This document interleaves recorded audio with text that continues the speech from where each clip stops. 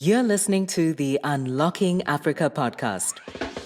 I've worked in consulting, worked for blue chip companies like GSK, Nokia, Royal Bank of Scotland, and enjoyed the whole journey. One thing I noticed was the fact that Naspers had a thesis of we don't invest in a product, we don't invest in technology, we invest in people. Ultimately, my money is going into a venture, and I want to be on board as an advisor, as a supporter, as somebody to bounce ideas off. It's a third world problem, therefore needs a third world solution. And if we can pump some capital into the continent, we'll start seeing these innovative solutions begin to happen.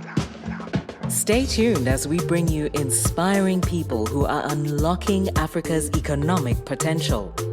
You're listening to the Unlocking Africa podcast with your host, Tessa Adamu. Welcome to the Unlocking Africa podcast, where we find inspirational people who are doing inspirational things to unlock Africa's economic potential. Today, we have another special guest.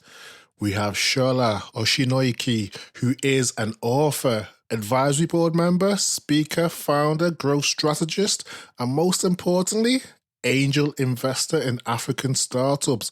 Welcome to the podcast, Sola. How are you?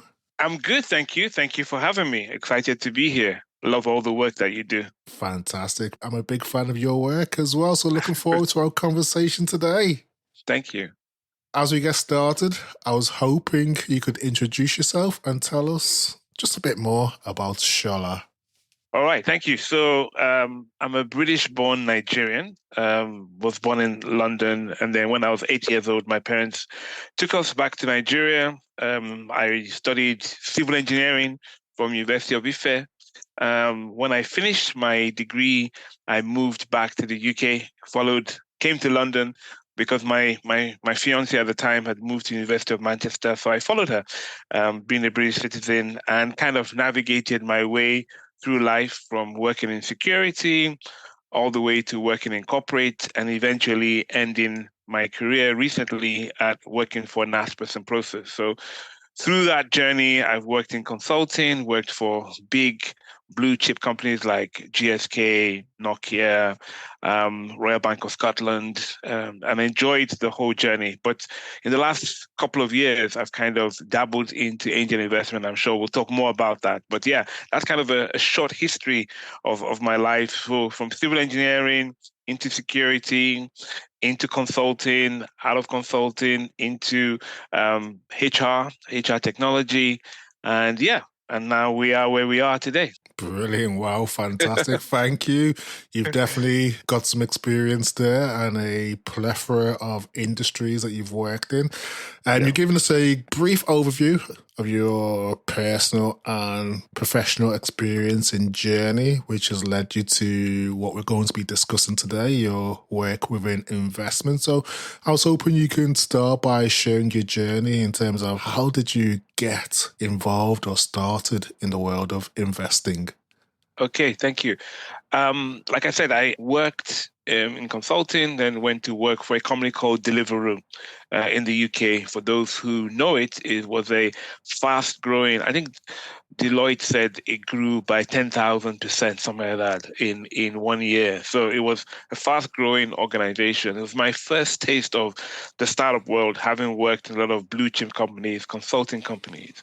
And while I was there, probably 18 months in, I got headhunted by a company called Naspers Process, who were building out a hub in Germany. And I went out to Germany to live in Berlin for 5 years. And I think while I was at Naspers Process, and for those who don't know it, Naspers Process is recognized for probably doing one of the biggest, most profitable investments in Tencent. They invested about 20-30 million in Tencent. That is worth about 100 billion today. Yes. And so I was working for them. And at the time, they had about 100 companies around the world, 100 companies in about 109 countries. And I was heading up their HR technology. And I think the thing that really struck me first was when we were trying to bid to buy eBay. We're trying to buy eBay for 9 billion. I was brought into the deal flow. I was part of the looking at the deal overall. And it began to make my curiosity enlightened. And then COVID happened, right? So when COVID happened, I found myself in a room called Africa's Funding Africa. And the room was like 12 hours long. Like we were just talking about Africa and how to impact Africa and the fact that, money's not going to come into Africa unless we who are in the diaspora start thinking about investing in Africa. And up until Yes. that point, I haven't really done any real investment in Africa. I have, the odd, business deal with a cousin, brother, friend, but that really focused my eyes on what is this angel investing? How do I get involved? And I would say that's started my journey. So my journey really started in 2020, around June. It was my introduction to angel investment in Africa. Brilliant. And in that short period of time, you've actually achieved quite a lot. So let me just go back a few steps in terms Yeah. of, you mentioned you worked with Naspers Limited, Yeah. who are one of the largest institutional investors. So how did your experience there shape your approach to investing? Yeah, I think the way it shaped my approach to investing was like I started studying what Naspers was doing. So just to kind of give context, I was working in the human resource technology side. So when we bought a company or we were working with the company, my team did everything from recruitment to exit, any technology that was required, my team did that. So because of that, I was kind of involved in a lot of discussions around companies, whether we're trying to buy them, what HR technology do they have. So it kind of opened my eyes to the whole idea of integrating, merging companies, buying companies, helping companies. And one thing I noticed or learned was the fact that Naspers had a thesis of we don't invest in a product, we don't invest in technology, we invest in people.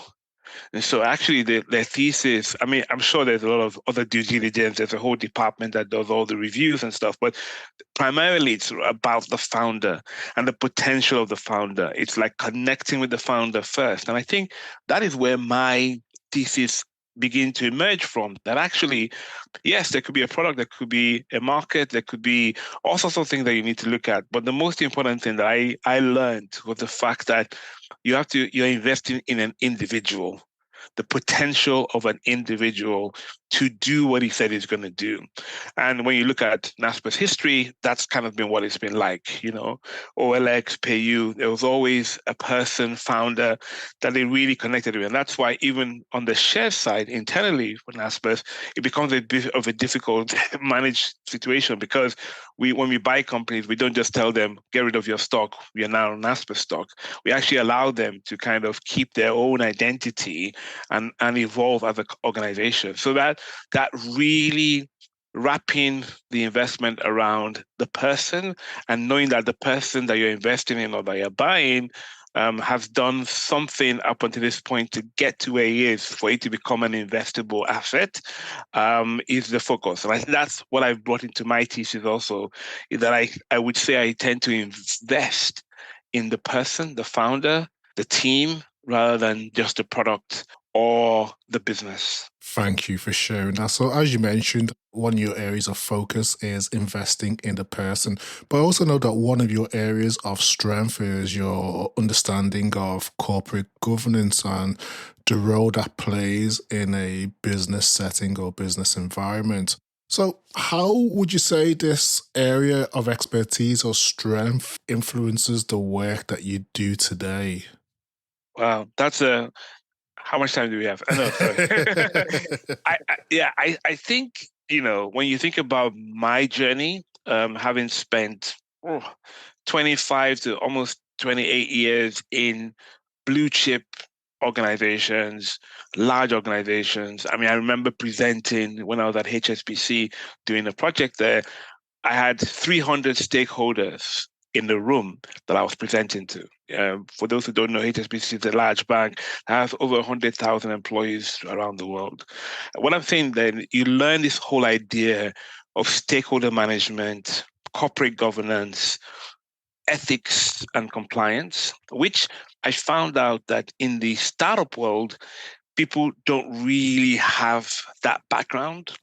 A lot of startups, particularly in Africa, are young people who are hungry, you know, under 30. That's why you see Forbes 30 under 30 for Africa. You see a lot of Yes. startups in there because they're young, they're hungry, and they don't have this concept of governance, particularly corporate governance. But actually, the reality is that no startup can really, really scale or even deliver on its promise unless there's a level of governance. And I know you dial it down, dial it up, depending on the size and of the organization. But corporate governance is an area where I'm beginning to see myself really, really impact and help organizations, like running board meetings, making sure that the board is up to date on the decisions you're trying to make, making sure that you think about the pros and cons of a decision, thinking about the legal impacts, IP management. There's quite a lot. Corporate governance is such a wide space. But the thing is, when I talk to a founder that I really like, I realize that they're either very focused on product development or they're very focused on selling their product. And I'm like, okay, hold a second. How are you wrapping this, right? What's your legal framework? Oh, do I need that? Yeah. What's your IP framework? Do I need that? Yeah. What's your financial governance? Do I understand? So it's that level of helping organizations understand that actually running a business isn't just like a mom and pop shop that you open down the road that nobody's really interested in, but it's really about, hey, have you done a name verification check? Have you done the IP check? Have you validated your staff, making sure that they understand the governance model that you're working with? Have you made a way to make sure performance management is actually measured within the organization? And I think that is one thing I see that is lacking, because the truth of the matter is that a lot of startups are really focused on product to market, go-to-market strategy. They're focused on all those interesting things, but they do need the back office to be kind of kept in check to ensure that you survive and then you move on to thriving by having the right governance in place. Thank you for sharing that. I guess from your experience, what can be some of the impacts to a startup for not having the right corporate governance in place? I mean, it starts from the extremes of litigation, right, to founder mismatch. So co-founder, founder mismatch, because you're not doing the due diligence to kind of align strategy, I mean, the number of companies I've been working with recently where the co-founder is trying to kick out the founder or they haven't registered the product correctly and therefore they're about to go to market, but they can't because somebody else has a product that bears that same name, intellectual property rights, ensuring that they have the right legal documentation around their cap table. There's quite a lot of things that are all buried within the right governance and to govern an organization correctly. For example, there was one company recently I was talking with, and they were getting money from another country, but they didn't realize that collecting that money meant that they had to register a legal entity in that country. Okay, so who now owns the intellectual property? Is it the new company where the money is coming from? Or is it the LLC in the US? Or is it the UK company? Like understanding all those things and laying them bare. And that's not just getting a lawyer. That's really about settling down and understanding the end-to-end impact of governance on your whole infrastructure. So, I mean, what I'm saying is that there's a broad scale of things that can go wrong. And sometimes a simple thing as having the right paperwork or having the right board resolution. That's another one, right? We're trying to open a bank account for a company in Nigeria. And the bank was like, where's the board resolution that you allowed to open this account? They didn't have it. So they couldn't open the account in quick time to get the funding they wanted to get in. I mean, in the end, they did, but that's what it's just those little dotting the I's and crossing the T's that just makes you more susceptible to success. Like if you didn't have it, if you didn't have those governance places in place. You touched on a key point there with regards to receiving funds and understanding the process frameworks that need to be in place and your requirements once you kind of accept those funds. So in your view, what would you say are the unique challenges of scaling a startup when you have taken on external funding? Tessa, one thing I like about you is just the way you craft your questions. Thank you. Very, very powerful. Let me step back a little bit, right? And state a fact that we don't get said often, right? So I'm an angel. So I enjoy investing in other people's businesses and helping them get to where they need to get to. But the reality is that we need to kind of encourage startups to say the best money to take is nobody else's money but your customer. Right? Yes. So I think we should start from that. Like, look, one of the things I try and work with my startups is to get to revenue generating, right? Just get to revenue generating, right? There's some startups that spend 18 months ideating and 18 months coming up with an MVP. By the time they come out, it's too late. I mean, think about ChatGPT. It's not 2 years yet that ChatGPT came out, and it's changed the whole world. So imagine a startup that you had that maybe was going to do what ChatGPT is doing, but you're late to the party now because 18 months ago, you could have been ahead, but you're not. So I wanted to say that to kind of say, look, ultimately, the best money to take is your customer's money. So get to revenue as quickly as you can and use angel money or venture money to scale rather than to prove a concept. And actually, the market is changing a lot now that people are not really willing to give you money for an idea anymore because that bubble is burst, right? Now, the question you asked was, what do people need to do to kind of frame themselves and to be ready to take money if you are going down that route of taking money? There's a lot of things that is being demanded now of people before they can take people's money or money can be given to them. It's like, what's your roadmap? Where are you going? When are you going to break even? And I think people forget that venture money or angel money is not a grant or a loan. Well, even if let's just use grant first. It's not a grant, right? A grant, nobody Yes. cares what you do with the money long term. It's like, hey, here's 10K.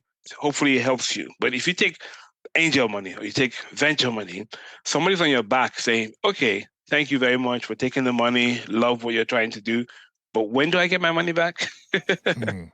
When do we get to the next step, right? So if you're pre-seed, when do we get to seed stage? Like they're always going to be on your back to say, hey, what's going to happen next? What's going to happen next? Because ultimately, nobody's running a charity here. People are investing money with the hope of a return. Now, again, for our listeners, we all know that of all the investments you can make on the planet Earth, angel investment is probably one of the high riskiest one, venture or angel, because the reality is that the failure rate is 90%.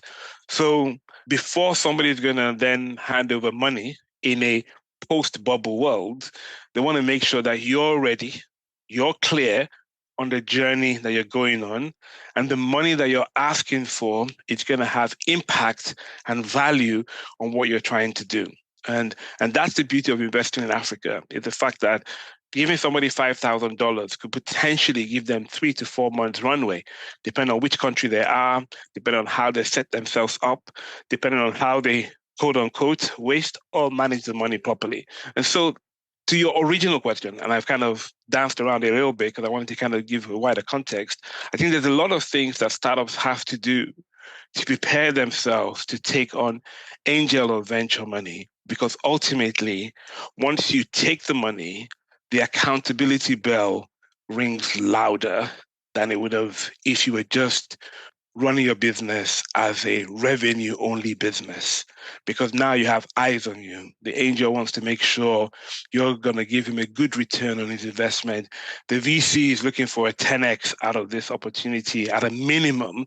And so therefore, there will be some pressure on you as a startup founder to ensure that you are clear on the trajectory to hit revenue and to not just hit revenue, but to actually scale that to get to a position where the investment of your angel or your venture person has an impact. And that's why the whole concept of friends and family around is very, very powerful, particularly in Africa, because your friends and family are your cheering on people. Yeah, Yes. I mean, they love you enough to kind of say, here's $1,000. Let's see what you can build with that. And the pressure is kind of reduced, even though they ultimately end up on your cap table, but it's a reduced pressure because the key word there is friends and family. And so many founders want to skip that because they want to just go and get the big money. But actually, sometimes friend and family rounds could be really helpful to really help you hone the MVP, hone the idea, and begin to hit revenue rates. And I always shudder in unbelief sometimes when I'm sitting with a founder who maybe is almost getting to revenue, but I'm asking him, okay, how much revenue are you going to make? But you're asking for $100,000. When do you think you're going to make $100,000 in revenue before you going out to ask for $100,000? And I think there is this element of the Silicon Valley effect of just ask for a big number, and hopefully you get it. And the reality is that you don't always get it. I agree. As you mentioned earlier on, the best money to take is nobody else's money apart from your customers. So when people do take your money, how would you describe your investment style? So my investment style, I think when I started off initially, I was naive. So I just threw money at things. But then I realized that actually, what you do need to do, because I, like I said, I'm investing in a person, might be a really good person, but has zero business sense. So, and I have had that experience. When a founder tells you that, taking your money, but I think I want to take a hiatus and just, go and reflect. I'm like, dude, no. So I think what I've done is over time, I've kind of realized that actually I don't want to give money if I'm not going to be able to be there to support you on your journey, because ultimately my money is going into a venture, into a business, and I want to kind of be on a board as an advisor, as a supporter, as somebody to bounce ideas off. So what I've developed over time is this idea of I give money with a view of making sure that I can be part of that journey to ensure that there is possibility for that money to grow. And what do I mean by that? It is really around bringing my expertise to the table. So you're taking my cash, and I think I'm almost in this mindset now that if you just need my cash, then I'm not the person you should be talking to. You probably should go talk to a bank, because I don't want to just give money away. I want to give money that's going to have impact. And to have impact, I need to ensure that I'm supporting you on that journey. And I think part of that came out of spending a year on the board, or the investment committee board for Impact Shakers out of Belgium. And so they approach, I'm a shareholder with them, and what they do is that they allow all the shareholders to at 1.7 the investment committee. It's by election. And so they run a micro fund where they invest like 10,000 into impact projects, so impact startups. So people who are either doing something for the environment or doing something for females, or just something that has impact. So they're just investing that, hey, I have a great startup, I'm going to make lots of money, but like, what impact are you going to have on your SDGs? What impact are you going to have on the community? What impact are you going to have on the nation? So I think serving with them in the investment committee and reviewing over, I would say, 200 pitch decks makes me realize that actually sometimes what you really need to do is to give money and knowledge. And those two things tied together is really what gives runway to the founders. This whole idea of venture building with cash in the expertise of an angel is very, very helpful.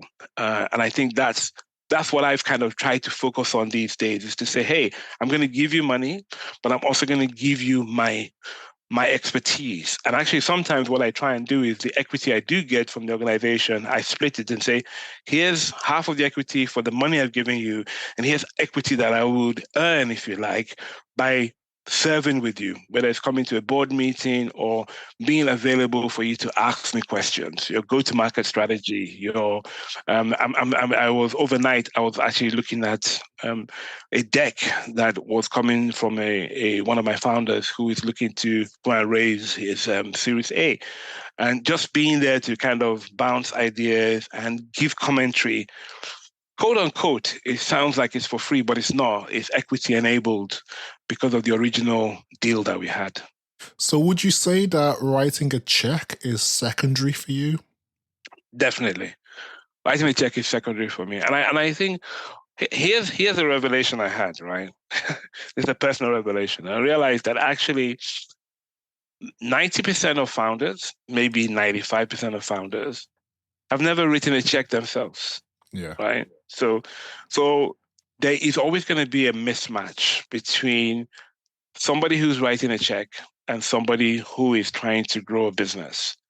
And it's further enhanced because a lot of founders look at angels as VCs, right? And I try to explain to people that the difference between an angel and a VC is a VC is investing other people's money. An angel is investing their money. Yes. So it brings a very different level of attachment to my investment. As a VC, hey, I'm investing on the behalf of other people. You're probably one of my multiple investments that I'm hoping would, be fruitful so I can be a bit more cutthroat, clear on what I want. Whereas an angel, I would almost say 90% again, if unless they inherited money, are spending money that they've earned somehow. They've earned it. They've spent time using their skill to generate funds. Now they're saying, as part of that giving back, they want to take some of their hard-earned cash and invest it in your business.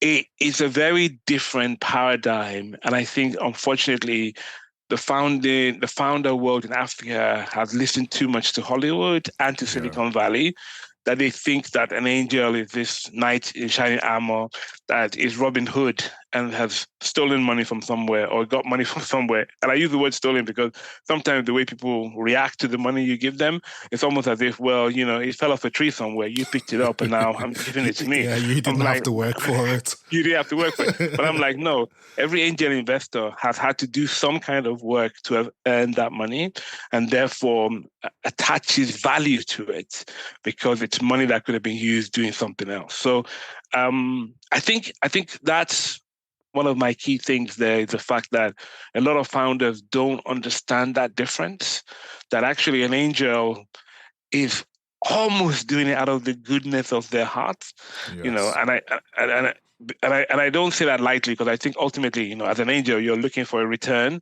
Remember, for angel investment, on average, your return is probably 3 to 5 years away at best. But statistics tells us that it's potentially 7 years away, right? So this angel is taking a long-term bet on money that they've spent a long term to earn and accumulate on you. And so therefore there should be a reciprocal, there should be some sense of, hey, thank you for your investment. I understand where this is coming from, how you've journeyed to get here, and now you're entrusting this money into me. And I think that would really create a better dynamic between a founder and an angel than we have on the continent today. Yeah, sorry, I got a bit deep in that one. But you see what I'm saying? Like, I think people need to realize that, it only occurred to me when I was sitting down thinking to myself that actually, why do founders just have this quote unquote disrespect for angels? And it's because they're comparing them first to a VC, and then second, they're forgetting that the angel had to earn that money somehow. Even if they inherited it, they've still had to manage it to be able to invest it. Yes. So that's my, if you like, my hobby horse is to educate founders to really appreciate the sacrifice and the investment that an angel is making and don't take it for granted. And to your point, therefore, for me, writing a check is secondary.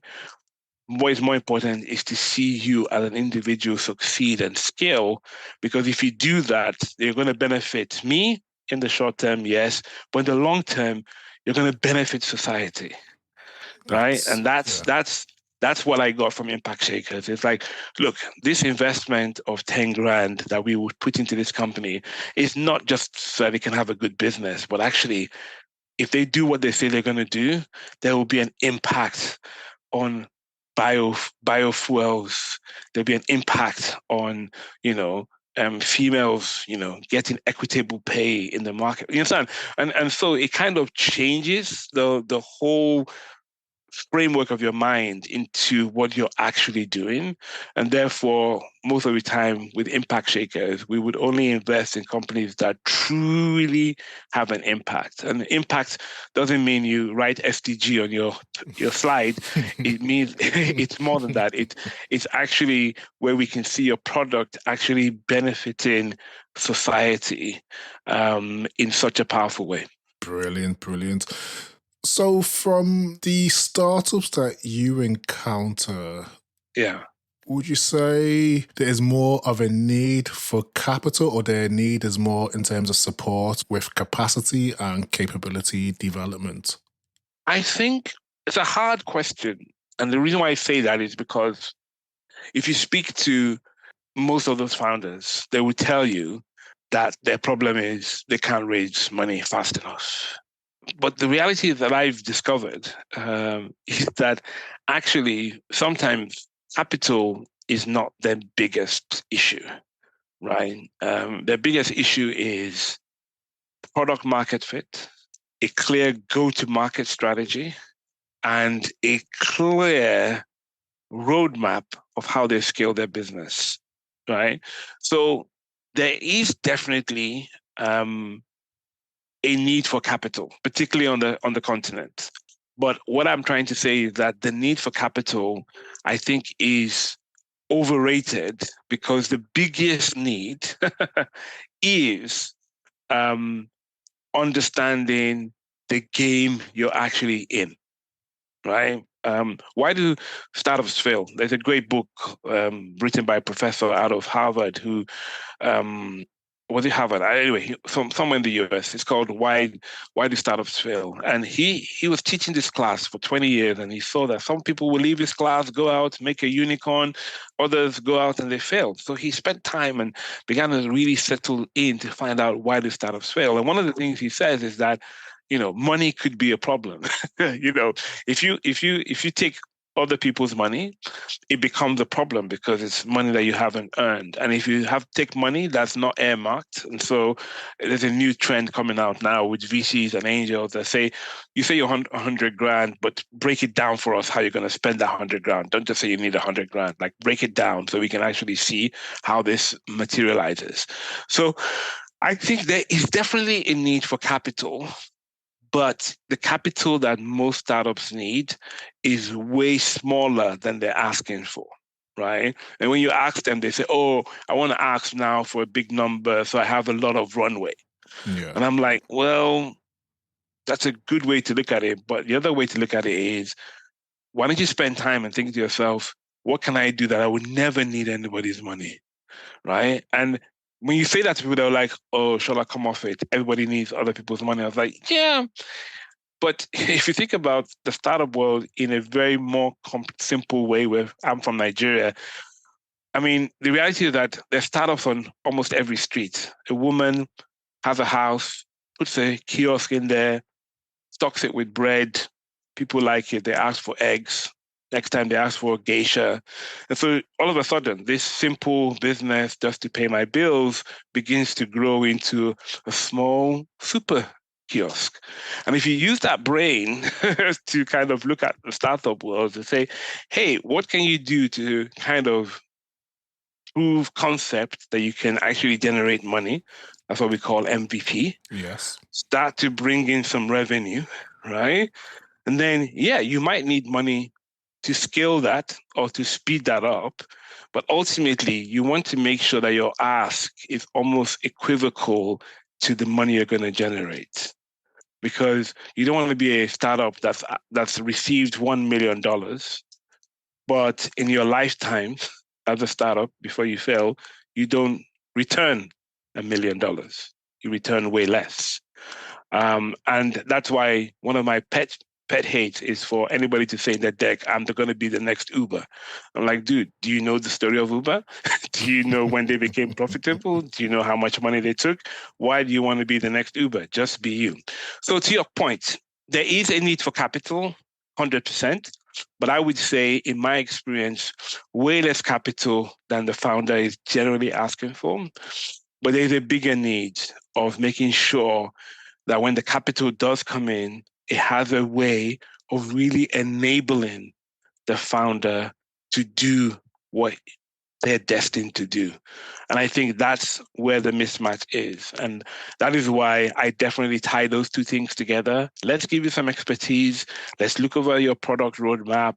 Let's look over your go-to-market strategy to ensure that when you do take this money, you can actually, make progression. And the reality is that most startups that really have a good eye and a good mindset, they're going to scale very quickly and they're going to move very quickly to the extent that your worry around your small investment becomes almost a minute worry because you're now a minimum investor in a product that's already growing and growing very fast. So one of the startups I've invested in called me the other day and was like, we told you we can scale, but I'm actually afraid at how fast we're scaling right now.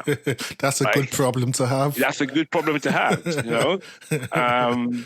And where a couple of weeks ago they were asking me about whether I would double down, they're now saying to me they don't want to take any more money because the revenue they're going to generate would be better for them to just generate revenue rather than give away more equity. Yes. You see what I'm saying? And that's where you really want a startup to get to say, like, they can make a choice of, I think somebody said, I don't know where I was, I heard it said, the best time to raise money is when you don't need it. I mean, you've slightly touched on this, but I'm going to ask it anyway in terms of, from your experience, what are some of the common mistakes you do see specifically African founders make when they're looking for investment? I guess you've touched on it in terms of the best time to raise money is when you don't need it. Yeah. One of the other mistakes is believing your own press, right? So a lot of startups go in with the view that, I'm the only one doing this. Well, let's check the market. Actually, you're not. So that's the first thing. And if you're not the first person to do this, what is making you stand out unique? And I would say, and I'm going to do a lot of generalization now because I don't have proper data, but I would say 40 to 50% of startups that come to me are just trying to copy somebody else's idea, right? So delivery is working. Those guys have made money. I'm going to try and do a copycat of it and add something small to make it unique. And I'm going to run with that. And then they do this funny slide, which is my most hated slide in any pitch deck when they're comparing themselves to other people. Yes. And I hate it even more when you've got all the green ticks and everybody else has crosses. I'm like, what are you trying to say, right? Like, this slide in itself is become devalued by this deck for me is devalued by this slide because, first of all, I ask you a question. Do you have a product? No, you don't. But you're ticking that your product is going to do more things than people that already have a product. That means you're not really listening to yourself. You're not listening to the noise around you. So I think that's the first mistake I see people make, apart from the fact that they raise money too quickly or for the wrong reasons, is the fact that they haven't really spent time to really think about what is their unique selling value? What are they trying to bring to the market? What problem are they solving? What level of innovation are they coming about? And also, they almost think that because it worked for Uber, it's going to work for me. Whereas the startup, I don't want to mention any startups by name, but there's a particular startup that's in the food delivery business that I'm involved with. And their great idea was really around proximity delivery. right? And it's so revolutionary. Now, not totally revolutionary, because when I was at Deliveroo, I saw that because the CEO at the time said, look, if you're part of this startup, you got to deliver food yourself. So every member of staff, at least once a year, you have to go out and do a delivery of some sort, right? And that's really imbibing the whole idea of delivery into the culture of the organization, rather than it's just like, I'm in HR, don't do any deliveries. But actually, everybody at some point in the year, months, would involve themselves in delivery. And the CEO himself, when he goes and visits another country, the first thing he does is jump on a bicycle and actually do delivery. Wow. Right? So Will Shu would go to Australia, go to Hong Kong, go to Germany. The first thing he does when he gets to the office, doesn't talk to HR, doesn't talk to the CEO. He just says, can I have a bike? I've got my app. And he goes out and does a delivery, right? So if you have that kind of a culture of, hey, nobody's above delivery here because we're a delivery company, it kind of builds something, and therefore you build an organization that has the heartbeat of the organization within it, because it's led by the founder, who's like, I'm not too big to deliver food, right? Yeah. He's the CEO, but actually he would just say, he'd be in the office sometimes and he'd be like, I'm just going to go and do a delivery. Like, pardon? Yeah, I'm just going to go out. Somebody get me a bike. He goes out and does a delivery. And I just want to feel what's happening what's happening with our customers, what's happening with our restaurants, what's happening with our riders. And, and that's why, you know, I think I can't remember how many years, 15 years later, the first rider that worked with Deliveroo is still working with them till today, right? So the whole idea of really embodying what you're Yes. trying to deliver and the impact you're trying to make on the community, on, like, if you're trying to alleviate, the need for people to go and pick up their groceries, not just because Uber's doing it, but because you understand, you recognize the need in your neighborhood. Guess what? That passion connected with a good product will give you a business market that would beat the Uber in your community. Not because you're better, but because you're passionate, right? I know, and I just give you an example. I mean, when I was part of Naspers, we owned a company called Take a Lot. And, no matter how much Amazon tried to penetrate the market, Take a Lot held onto its market because it was more than just delivering a book to you. It was delivering a book to you with distinction, with value, with care. And I think that is what a lot of startups sometimes are missing, is that they're looking at the dollar signs and not thinking about the service and the product that they're giving to society, and putting a bit of energy into that. And almost as if, even if I don't do anything, if I could serve one or two customers, I would really have lived my life worth by doing that. Amen. Fantastic words. Thank you for sharing that, Shola. So I guess I was going to go back a few steps in Yeah. terms of a comment that you made earlier about investing in the person. Yeah. So I guess from your approach or how you operate, how do you evaluate the leadership team of a startup? What qualities or experiences specifically are you looking for? Okay. So I cheat in that. Let me put context in that. In that I spent almost 25 years working in HR. Oh yes. And the whole idea around HR is people, really. And more recently, we're changing the name HR, human resources, to people, right? So it's now called people operations rather than human resource operations, or a people partner rather than a human resources partner. And so therefore, over time, you learn something, that the greatest asset of any company, and I think you've heard this before, is the people. And when you work in people and you work with people, you realize that that's not just a fad, but that's actually true, because you need people to produce the product, sell the product, talk to the customer, manage a return. And one of the things, and I don't know why I feel like I'm going to go back to the Deliveroo story. One of the things I learned there was we treated everybody as a potential customer. So even if you're an employee and you want to leave us, we want to give you a good exit, because as you walk out the door, you could potentially be a customer. And so actually, we didn't look at people as just employees of Deliveroo. We looked at them as potential customers or customers. And in fact, the culture was to make sure everybody in the company was a customer. Everybody had the app, everybody had a discount. And so actually, when you're with the company, you're a customer. When you leave the company, we hope that you continue to be a customer. And I say that to say, understanding what you're trying to deliver and understanding why you're trying to deliver it makes you the embodiment of the product. And so when I say invest in people, I invest in your story. What's your story? A lady was starting a telehealth business in the US, came to me. I said, what's your story? And she tells me, what I'm trying to sell here, I got cured from this. I was told to go home. She's a medical doctor. I was told to go home and basically die. And then she used functional medicine, group therapy to heal herself, technically.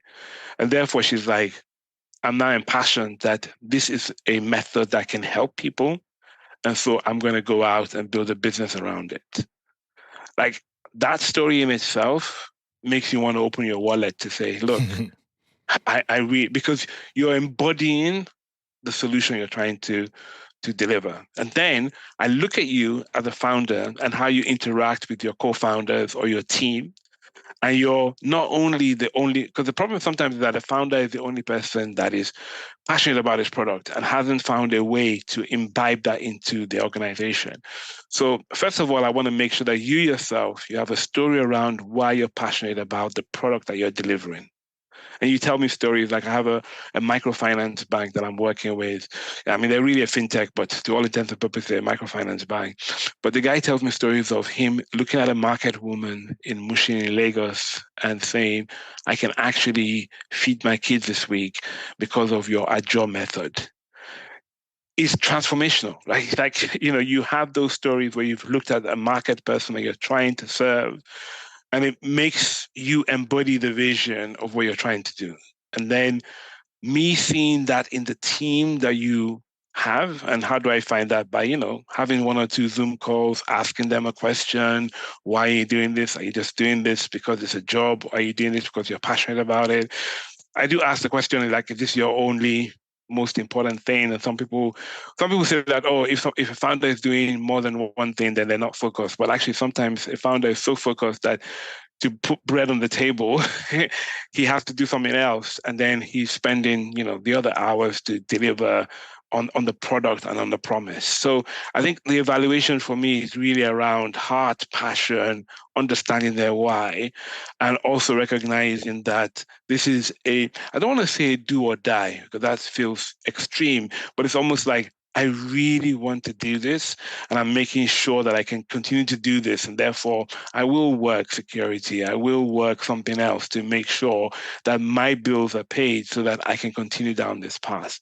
And I think it's all those things, and it's all those elements that really endures you to a founder, because you recognize that this is more than just a money-making scheme, even though they will make money, but this is something that they're actually passionate about. This is a problem they're trying to solve. Let me give you one story here, which I'm sure you would not hear this story much, right? So there's a guy in Berlin, passionate about social engagement, started a startup, and he started raising money. I invested in it. Money started in escrow. He couldn't really hit the minimum amount of money that he needed for that round. It was almost like a crowdfunding angel round. And actually still passionate about it, but realized like, look, I've been holding on to other people's money for so long. And he asked the company that was holding the money in escrow to give the money back to the investors, right? Did he still need the money? Yes, he did. But he was more passionate about what he was trying to do than it was about taking other people's money. He could have come up and said, you know what, we haven't hit our threshold. I'll just take the money anyway. He didn't do that. He said, no, we said we're going to hit a minimum. We haven't hit that minimum, so I'm going to give the money back. And so I'm working with the company that's holding the money in escrow, and they send the money back. And I'm sitting there thinking, what do you think is going to happen the next time the guy comes around to raise money? What do you think I'm going to do? I'm going to invest, right? Because I've got my money back. Yes, there's no gains, there's nothing, but he's putting my interest, the interest of his investors, above his own personal interest. And I think that's the character and the examples I like to see in the founders that I'm working with. Guys who are willing to hustle, who are willing to be true, who understand their product well enough and know the value it's going to bring to the communities that they're serving, and are willing to almost put their own personal interest on the line to ensure that somebody else gets a benefit. And maybe to tie that together, I know we're going to run out of time soon, but tie that together and look at my wife, who is a startup founder herself, and her startup is in music and teaching kids music. And actually, Brilliant. sometimes I used to say to her that you're a charity, you're not a business, because you put the interest of the kids way above making money.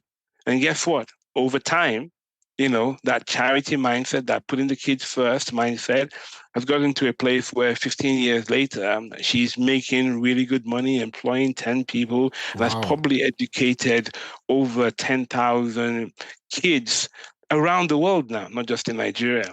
And that really kind of maybe instills in me this whole idea of the fact that if you're really passionate about something, even if the money is not coming in, even if you're not raising the funds you want to raise, because you're passionate about it, guess what? You're going to keep doing it. You're going to keep doing it.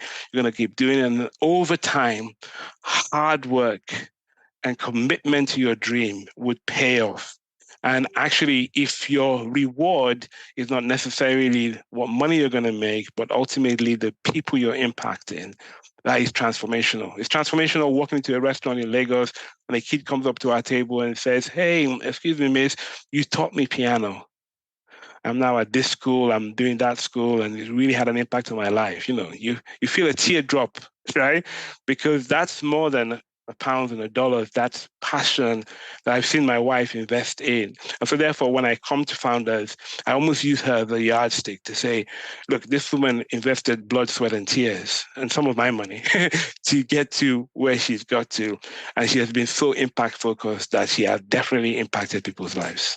Fantastic. Thank you for sharing that. I mean, you've given us a great insight into what motivates you to focus on the work that you're doing and also focus on the African region. So with that in mind, how do you stay informed and also up to date about developments in the startup ecosystem and the investment space in Africa? Honestly, when you start, you realize that there's a lot of information. Yes. There's Tech Cabal, there's Angel Investment School, there's a lot of angel syndicates that I've been part of. Hoke, for example. There's quite, like, if you really want to find out, if you really want to learn, there's quite a lot out there. And I think what I encourage people to do is don't angel invest in isolation.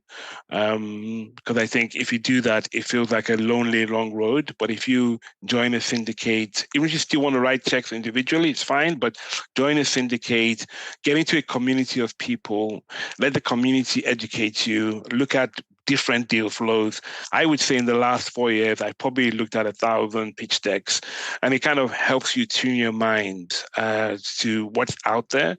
So keep your, subscribing to things like Tech Cabal or any of those other industry specific, particularly for Africa. And that's why I like Tech Cabal. It's very focused on Africa.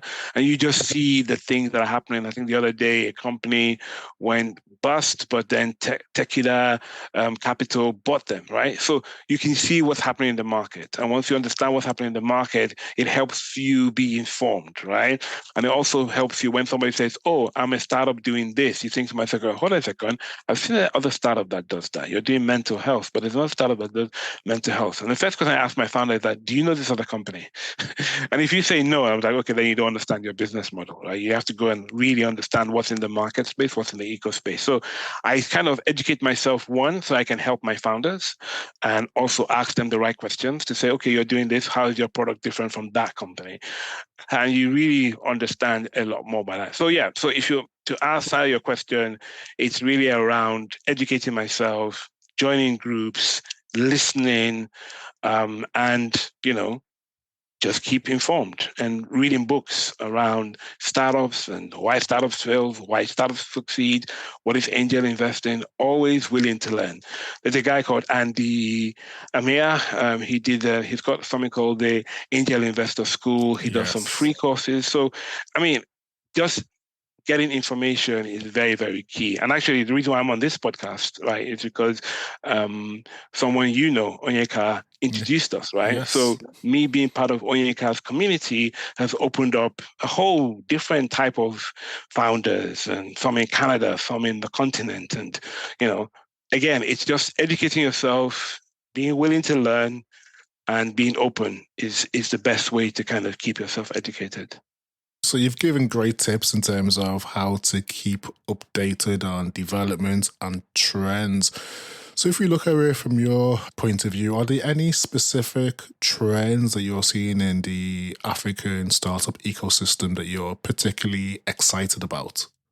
Yeah, there is. I already talked about, ChatGPT earlier. So, a lot of startups are, well, it's a good and bad trend. The bad trend is the fact that a lot of people is now all they're doing is saying, "Oh, my product is AI enabled," but they don't really know what that means. But for those who do know what it means and are really using blockchain and all these other new technologies, I think what they're trying to do is to jump into a delivery model that would hasten their delivery, i.e., like we talk about in Africa, we kind of skipped the whole landline and went straight to mobile.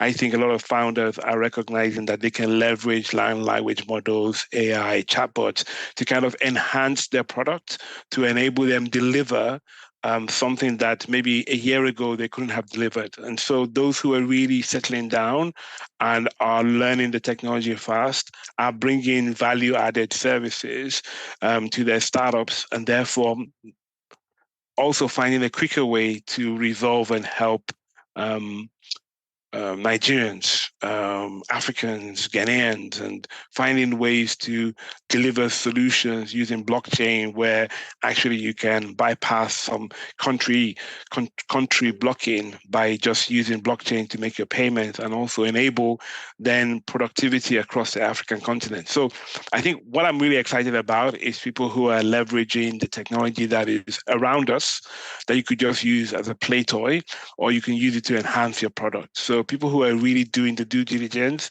to enhance their products, I'm seeing that as emerging, number one. Number two, I'm beginning to see more and more from the African continent, people building truly global products that are not just relevant for Africa, but also have a international flavor, which means that the product delivery model for the African continent has gone up a notch. Whereas before we would say, oh, it doesn't matter, just for Africa, just make it basic as possible. Knowing now that actually Africa is beyond the continent, there's diaspora Africa, and diaspora Africa is passionate about Africa. So if you make a product that diaspora Africa, Lemfi would be a good example, are interested in, what does it do for the continent? It lifts the continent. So I think I'm really excited about the fact that founders are trying to use technology to reach beyond the African continent to the Africans in the world, and therefore it's funneling back into the continent this higher level of expertise, this higher level of product. And I think ultimately, it's African continent that benefits from better technology. So if we move from current trends and look at the future of Africa, where do you see Africa's angel investing space evolving in the coming years? I definitely see that, again, I'm going to use that word diaspora, the diaspora Africans as a starting point, and then Africans on the continent are beginning to realize that we, Africa, have an opportunity to be a major player in the future of the world. I think all the statistics are saying it, that the African continent is going to have the youngest population, going to have the youngest workforce. So I think that is beginning to shape a concept of the future is Africa, The future is Africans supporting Africa, even though we know the whole world also has an eye on Africa, China, America, everybody has an eye on Africa. But I think the angel investment world is, as Africans are dispersing around the world and earning dollars and Canadian dollars, American dollars and pounds and euros, there's going to be that funneling back of that money, not as aid and help as it used to be, right? I can't remember the number, but it's billions of dollars that comes back into the continent to help. But imagine if half of that money was coming into the continent to support businesses and help businesses with great ideas begin to elevate and produce products that solve African problems, like, the guy who's creating water out of air in Zambia or Tanzania, all those kind of problems that, the third world, it's a third world problem and therefore needs a third world solution. And if we can pump some capital into the continent, we'll start seeing these innovative solutions begin to happen. So I think that the future is very bright. I think that there's more people coming into the angel investment space because they can begin to see, and a lot more people are also willing to go on the longer journey rather than, hey, I want to double my money overnight. They're more looking like, hey, if I can invest long-term patient capital, I can begin to see, hey, my cousin, my friend, they can produce a product that ultimately is going to benefit the next generation. I think that this generation of people are more aware of the impact that they have to have on the next generation, that I think it would cause the dial to turn, because there's more disposable income by Africans being dispersed. And I say Africans, I mean Africans. And therefore, there's more ability to kind of invest in Africa a lot more. And even my people who are not even interested in angel investment are now saying, hey, I just don't want to keep sending money back home. Why can't I start a business for them so that they can be self-fulfilling, self-generating, self-sufficient? So I think that's going to have a big impact, definitely. I agree 100%. I'm having similar conversations myself. So if we look closer to home, in terms of where do you see yourself in the next 5 years? What impact, what investments will you be making on the continent? Will you still be in the angel investment space, or would you have moved on, tried something different? I definitely think I will still be in the angel investment space. 5 years from now, hopefully some of those initial investments would be returning some value, and I'll be looking to reinvest that in the continent. But I think for me personally, I think the one thing that I have learned in these 4 years is Africa is huge. Yes. The potential is huge. And, even if I took a day to go to a different city in Africa to talk to product owners and founders, there's not enough time in 5 years to do that, right? Yes. And so my excitement is to see how I can potentially explore Africa more and come to understand African-focused problems, and then work with African-focused founders who are trying to really, really solve real African problems. And I think that's what is exciting me the most, is really, as I begin to, expand my own horizon. I've invested in a company in Botswana. I've invested in a company in South Africa, invested in companies in Nigeria. I'm looking right now to invest in a company in Kenya. As I broaden out, get to meet other Africans and kind of build this Pan-African investment model, I'm excited to be part of that journey of seeing Africa rediscover itself and have an impact on itself. That is really exciting me. So I think 5 years from now, maybe if we're doing this call, I probably will be in Rwanda or Tanzania somewhere, helping and investing. Because what I've realized is that actually, when it comes to the continent, as I've moved around it, and I think I've been to 6 countries this year, I just noticed that the problems fundamentally are the same. Fundamentally, you go to maybe a secondary level, they're not, but at the primary base level, they're still the same. And helping organizations to have better corporate governance, to have better cap tables set up, to have better base infrastructure to really do what they're good at is something that I'm really, really passionate about. So I spend a lot of time also coaching founders, mentoring them. So yeah, I think in the next 5 years, I'm hoping to be doing exactly that, but on a broader, bigger scale. Quote of the week. As people, we often have quotes, mantras, African proverbs or affirmations that keep us going when times are challenging or when times are good. Do you have one that you can share with us today? Africans funding Africa is a quote that keeps me focused that, Africa can do this. And so, yeah, and that's really a passion of mine, Africans funding Africa. So Brilliant. Maybe I'll end with that. But maybe before we close out, what is your passion? My passion? Turn the tables on you. Okay, I guess. Yeah. No, fantastic. Yeah. I guess I've always had a passion for highlighting the great work that other people are doing, which has led me to do things like I used to have a blog back in the day, telling the story of great business leaders, innovators, investors who are doing great work. So I've always had a passion for highlighting the work of others and had a great interest as well in terms of general business and economics. How do we leverage ourselves in terms of Africa as a continent? How do we move it forward? What are the mechanisms that are required? So I guess my background professionally outside of the podcasting is international trade and investment. So I've always looked at ways from a trade perspective is something that's quite critical to advance any economy, but what is required behind that to enable trade? It's things such as job creation, manufacturing, agriculture. So there's some of the areas that I'm passionate about when it comes to the continent. Definitely about economic development, trade, job creation, empowering people, whether it's youth, women, just people in general, and what is required to enable all of that.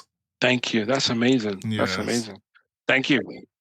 Thank you for doing that, Sola. So yeah, it's very rarely that I get the opportunity to talk about my passion, but it's been a pleasure to listen to your journey, your experience, your insights, your thoughts, the wealth of knowledge and experience that you've gained in those 4 years, and I guess previously before, that has also had an impact and empowered the work that you've been doing in the angel investment space. So thank you for joining us today on the podcast. It's been a great conversation. I've thoroughly enjoyed it. So yeah, keep on moving forward and making a change. Thank you, sir. Thank you to everyone who has listened and stayed tuned to the podcast. If you've enjoyed this episode, please subscribe, share, or tell a friend about it. You can also rate, review us in Apple Podcasts or wherever you download your podcast. Thank you, and see you next week for the Unlocking Africa podcast.